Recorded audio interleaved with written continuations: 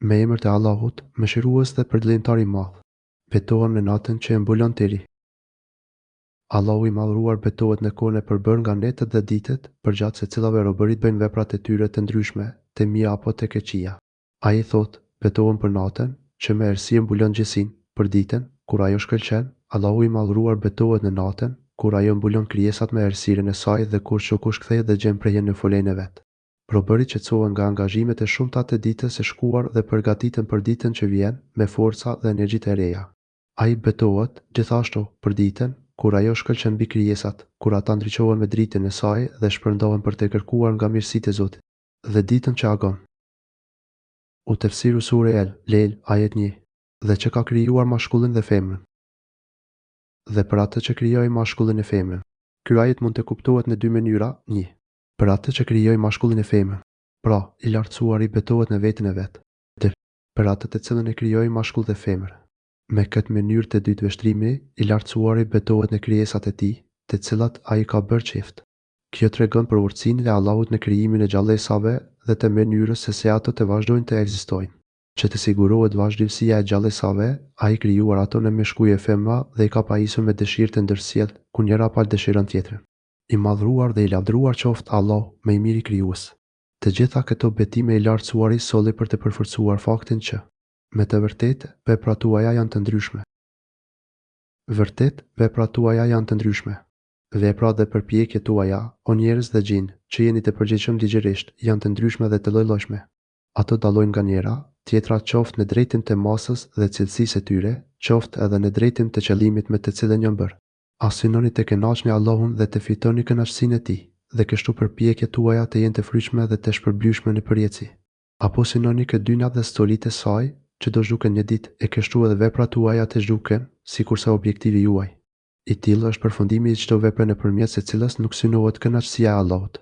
Me pas, i madhruar i bën dallimin mes dy rasteve, duke thënë: Atij që jep për bamirës dhe ruhet prej gabimeve. Atij që jep dhe ruhet, që e beson me bindje të plot me të mirën. Cilësitë e fatlumëve janë: 1. Ata japin.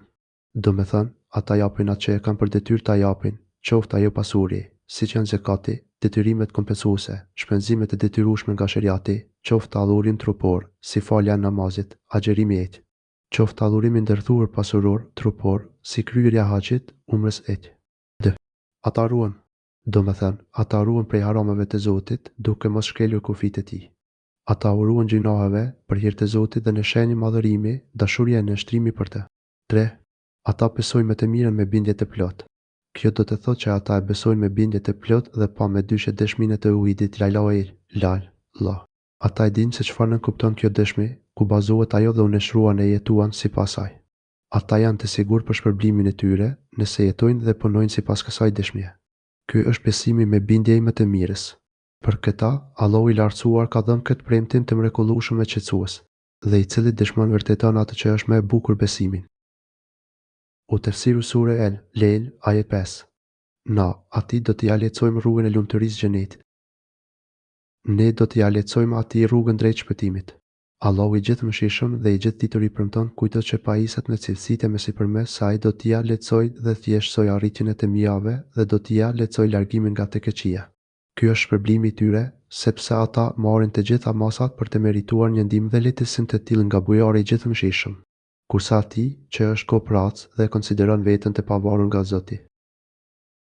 Atij që tregohet koprac dhe ndjen veten të panevojë për Zotin dhe që mohon me të mirën, ne do t'i lehtësojmë atij rrugën drejt dënimit, e kundërta ndodh me ata që veprojnë ndryshe. Këta të mirë kanë disa cilësi. 1.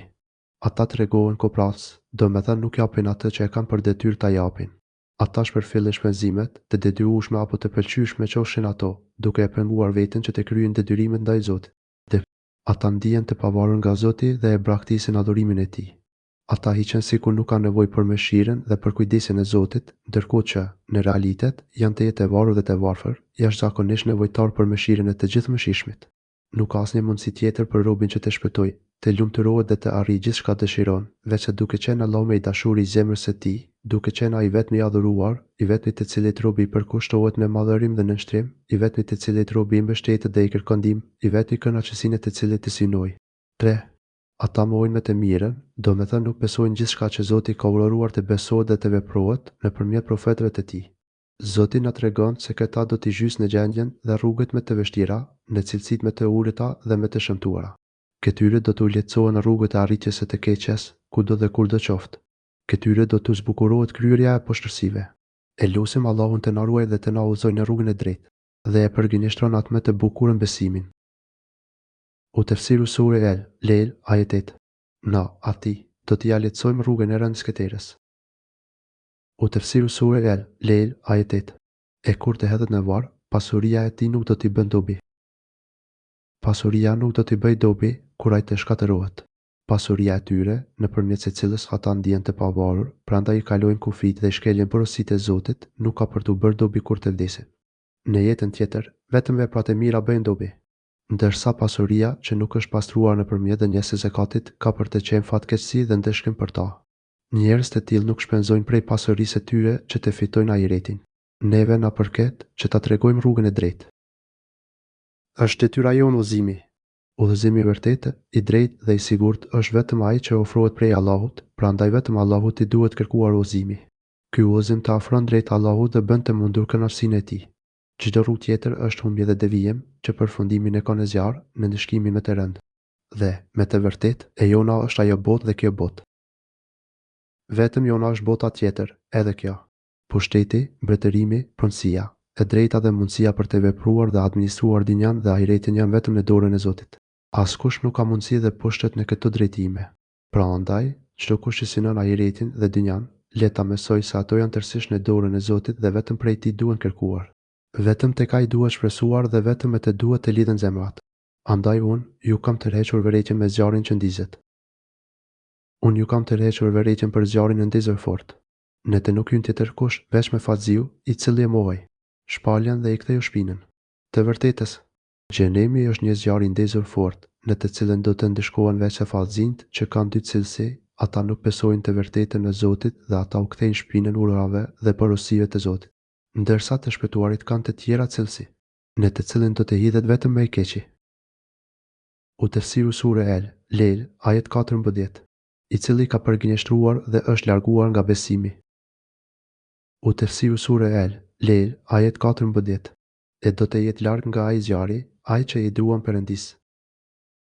Ndërsa me i devotshmit do të jetë larg këtij, ai që e jep pasurinë e vet të pastrohet. Qëllimi i adhurimeve dhe i shpenzimeve është pastrimi i shpirtit nga gjinohet dhe mangësitë, thjesht për të kënaqur Allahun e lartësuar. Nga kjo kuptohet se, po të bësh një shpenzim të pëlqyeshëm, duke shpërfillur një shpenzim të detyrueshëm, është e palejueshme. Kështu, për shembull, nëse nuk ke plotësuar nevojat e familjes, atëherë nuk ke pse të shpenzosh për drejtimet e tjera. Ose, nëse ke borxhe dhe detyrime financiare të detyrueshme për të shyer, atëherë nuk duhet të merresh me shpenzimet e tjera veç këtyre. Jo vetëm që nuk është e pëlqyeshme, por sipas shumë dietarëve, ato janë shpenzime të papranueshme dhe të pashpërblyeshme nga Zoti, sepse shpirti nuk pastrohet duke kryer diçka të pëlqyeshme, që çon në lënien e një detyrimi. Ai që ndan nga pasuria e tij, duke e pastruar veten nga të këqijat. U tefsiru sure El, Lejl, ajet 17, e nuk e jep atë për t'ia kthyer ndokush. Jo për të shpërblyer dik që i ka bërë mirë me parë, por vetëm për të fituar kënaqësinë e Zotit e vet me të lartit. Padyshim, ai do ta gëzojë atë kënaqësi. Këta të devotshëm nuk u lënë hapësirë njerëzve që të jenë bamirës ndaj tyre, sepse përpiqen që gjithmonë ta kthejnë të mirën me të mirë. Ata u bëjnë mirë njerëzve më shumë se sa njerëzit bëjnë mbi ta.